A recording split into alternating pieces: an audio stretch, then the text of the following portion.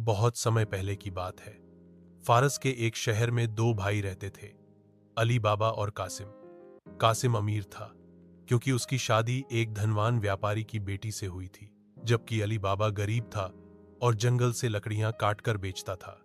एक दिन जब अली बाबा जंगल में लकड़ी काट रहा था, उसने घोड़ों की आवाज सुनी। वह एक पेड़ के पीछे छिप गया और देखा कि 40 घुड़सवार, जिनके चेहरे नकाब से ढंके थे, एक बड़ी चट्टान के पास रुके। उनके सरदार ने जोर से कहा, खुल जा सिम, सिम। और चट्टान जादुई तरीके से खुल गई। वे अंदर गए और कुछ देर बाद सोने, चांदी और गहनों से भरे थैले लेकर बाहर आए। फिर उन्होंने कहा, बंद हो जा सिम, सिम। और गुफा फिर से बंद हो गई। जब चोर चले गए, अली बाबा ने भी वही शब्द दोहराया, खुल जा सिम, सिम। और गुफा खुल गई। अंदर बेशुमार खजाना था, पर अली बाबा ने बस कुछ सोने के सिक्के लिए और घर चला आया।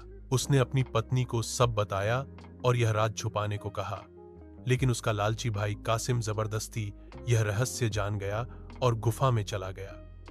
वह बहुत सारा धन इकट्ठा करने लगा, लेकिन बाहर निकलते वक्त जादुई शब्द भूल गया। वह चिल्लाता रहा, खुल जा गेहूं, खुल जा चावल। पर गुफा नहीं खुली। चोर लौटे और उसे मार डाला। जब कासिम घर नहीं लौटा तो अली बाबा गुफा गया और उसे मृत पाया। उसकी नौकरानी मर्जाना बहुत समझदार थी।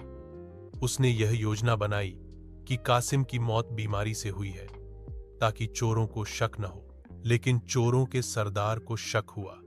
वह शहर आया और अली बाबा के घर के दरवाजे पर चूने का निशान लगा गया।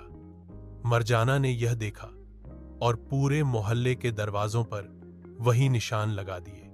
चोर अंधेरे में अली बाबा का घर पहचान नहीं पाए।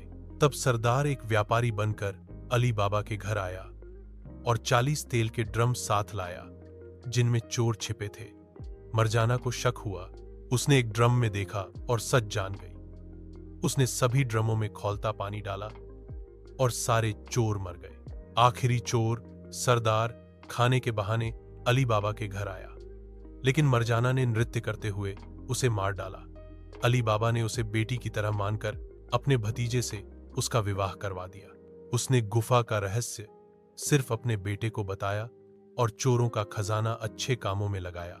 ऐसी और रोचक कहानियों के लिए हमारे चैनल को सब्सक्राइब करें। Abdullah AI studio. टू दिया लाइक, शेयर, सब्सक्राइब।